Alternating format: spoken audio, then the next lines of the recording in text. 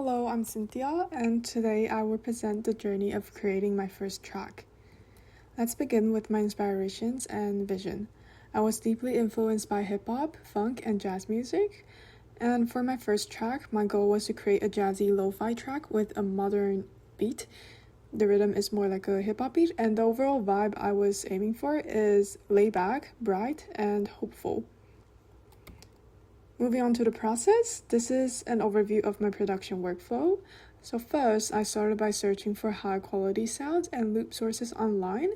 Then I planned the track using a beginner layer template that I found from V4 Sound online, which I later customized to fit my needs. For the structure, I was inspired by the song Calaplessy, so the structure of my track is having an intro, section A, a contrasting section B, then returning to section A, and finally a closing section.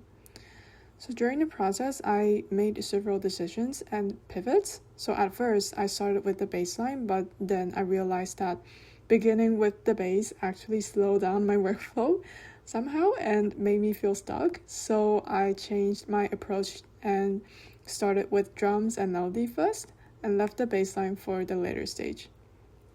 The next step, which I think was the most important part of the process, was receiving feedback from the class.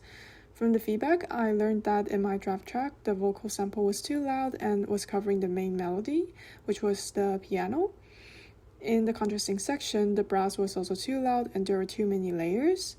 And then for the bass line, it appeared too frequently throughout the track, so I needed to chop it up to create more space for the melody and other instruments. In the final iteration, I fixed these issues from the draft, and I also added a few sound effects and some light automation to help create smoother transitions between sections. During the process, I did a lot of experimentation with sounds, which eventually lead to my final sound choices. For example, here I experimented with different kick sounds, different hi-hats, and also different melody ideas, like this one.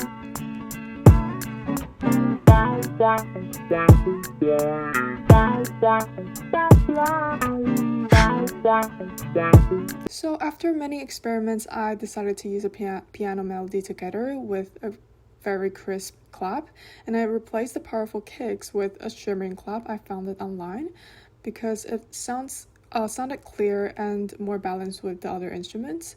The final results sound like this.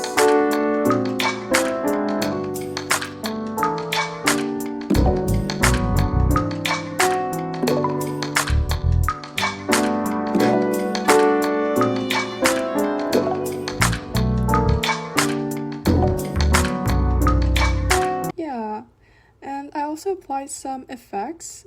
In the contrast section, I used Chroma Verb and EVOCFB plugin on the piano.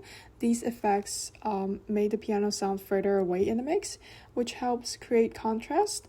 The sound becomes more wet and has less attack, which makes the section feel softer and more distant. What I learned in class. So one important concept I learned in class was the idea of foreground, middle ground, and background using a visual mix map. Before using this method, my mix was heavily left-leaning. By visualizing the stereo field, I noticed there was empty space on the right side, so I panned the lead Fox slightly to the right. This helped create a more balanced and professional stereo space. Another technique I learned in week 3 was to let imagination guide the composition. So when I listen to my track, I sometimes pause and let my imagination guide what should happen in the next section.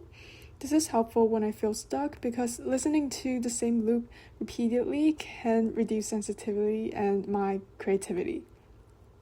The biggest concept I learned overall was contrast.